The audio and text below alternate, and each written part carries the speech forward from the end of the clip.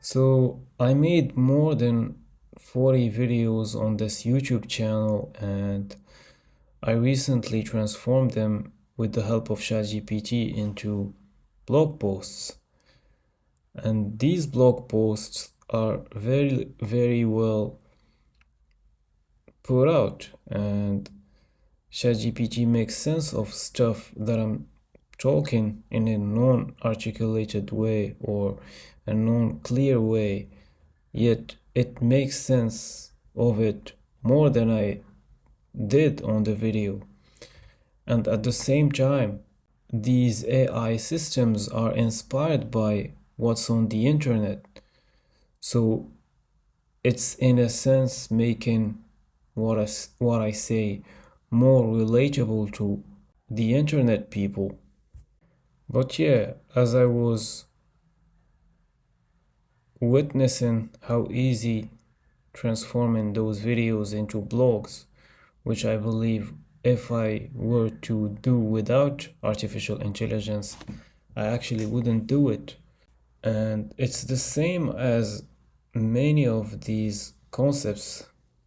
So for instance, fishing for first timers, which if you want to go and watch, it's available on the OpenAI YouTube channel. It's that the sea is a source of abundance. There's plenty of things that you can get from the sea. And that's the message that I got from watching the video, is that there's plenty of opportunities that could be taken advantage of with the use of intelligence, artificial intelligence. But unless you prompt it, that intelligence is going to remain unsolicited. Also, something that I never considered was writing a book, and I never thought of it. Maybe I listen to people say that they're writing their books and so on. But the way how easy it is to write things with ChatGPT right now, you could just give it some lines that describe parts of your life and what you want the book to look like. Give it some 4 to 5 other books that you want it to be inspired by and that those books that you like. Ask it to give you some fill in the blanks parts, which then are going to be more refined by it, and you've got a book. This is something that's actually not that complicated when it comes to the scenarios that are predicted and are predicted related to artificial intelligence future, which are most of the time science fictional. Yet it is what's going to be happening in the future. We're going to be seeing what was science fiction turned out to be reality. But as easy as it is to still write down blogs or potentially books in the future, and what is even the meaning of life when everything is so easy, still at the beginning of this channel I made a video where I talked about how I wanted to talk about my thoughts and articulate them, have my thoughts flow out as speech. And so as easy as typing down or writing a concept, I will still vocalize it and speak it before turning it into something that's creative, on whether it is YouTube or a blog or a book or whatever. I will still vocalize that thing, because if I'm not able to vocalize it, then it's not real, or at least it's not something that I want to be associating with. So for instance, let's say that I can type down some concepts related to science, and I can write them down. I can imagine them clearly in my mind, yet I can't explain them through my voice.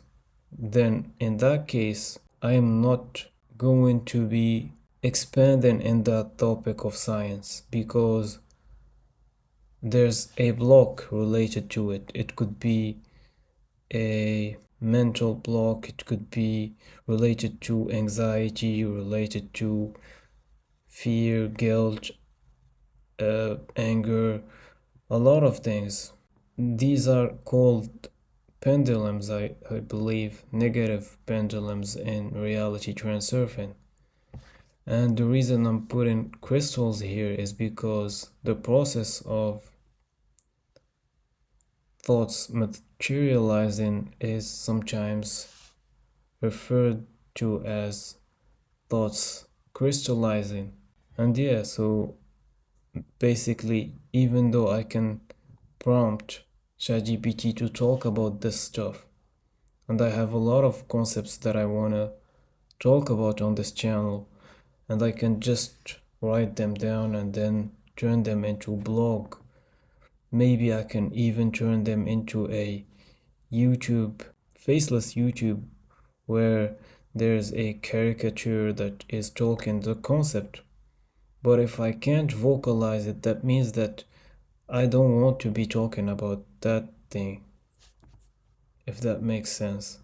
And also, regarding the 40 videos that I made, I don't get a lot of views, and I prefer it that way. I just want the people that really want to hear the message that I am sharing to find my videos. Other than that, I look at some of my old videos and they are quite cringy, and this is really the reason why people choose not to make YouTube videos, is because it's embarrassing. And it really is. It's not something that you will go back into and find out that, oh no, it wasn't embarrassing. No, it really will remain that way. But there's growth. I assume that there's growth. Hopefully not related to age only, but also to the actions that you take. And yeah.